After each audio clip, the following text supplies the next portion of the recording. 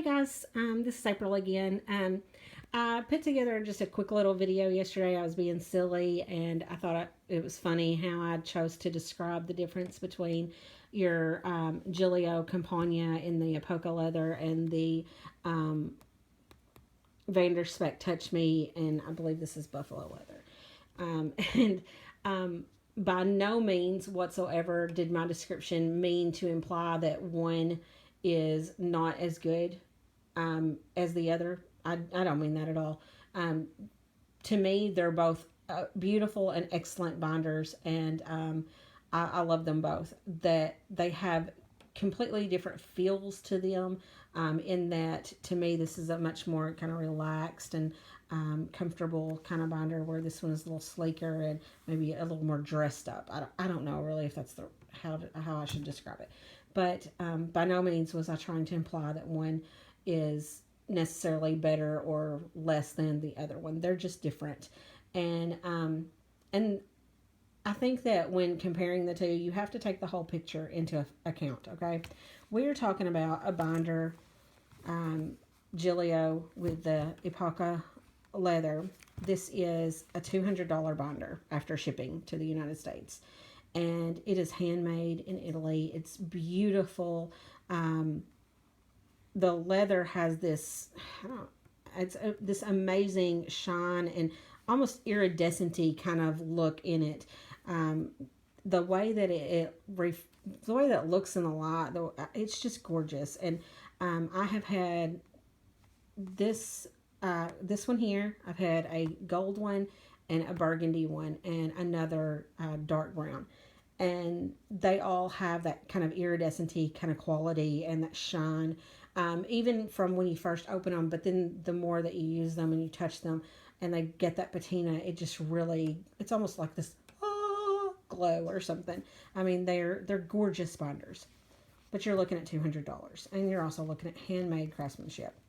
With the Spek, you're looking at buffalo leather. This is not tanned the same way or anything like that. These use old world traditional tanning systems. I don't understand all that. I'm not even going to try to pretend. I'm telling you what I read. So, but this, this is just a good, nice, sturdy buffalo leather.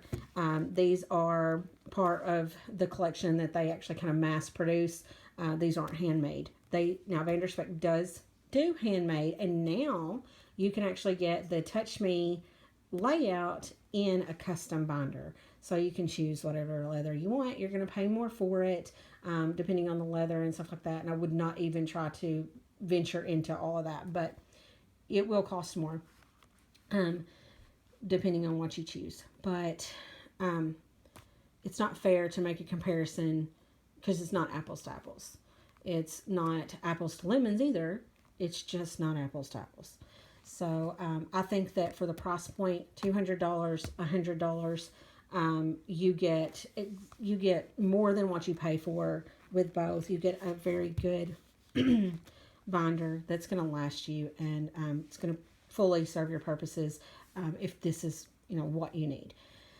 As far as the layout goes, I'm going to use my empties here, and these are basically flip-flopped of each other. That's the best I can describe it, in that, let's try to do it this way. You have your 3 card slots here on the Gillio, and then the one big, and then you have your secretarial.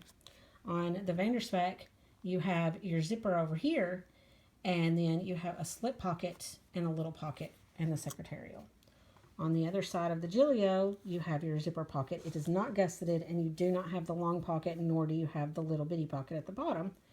And over here, you have your 3 card slots and your bigger one, and the secretarial. They both have a big back pocket, quite roomy. I utilize that bad boy quite a bit, as this is my wallet and planner and bill organizer and the whole 9 yards. It's my everything planner. So anyway, that is kind of a look inside the binders and how they differ from one another. As far as their overall size, they're pretty comparable to one another. The Spek is just a tiny bit bigger in size, and I'll try to show you guys that. Try it this way. See, just a smidge taller, and just a tiny bit wider. It's not that big a deal, and considering that you do have the extra leather pieces in here, once you move into it, you don't notice a difference. This is mine all stuffed, and nothing hangs out. There's not a lot of overhang as far as the planer itself. Everything fits nicely and snug, and that's the way I like it. I don't like there to be a lot of planer left out hanging, and I don't want there to be, of course, my papers to hang out either. So everything fits just fine, and just as well as it did in this. And I even have a few more pockets in the Spek, which I didn't think I would use, but I'm actually finding myself utilizing those. It's just a different way to store your stuff. You know, it's not that big a deal. I can certainly live without it, but it is nice to have.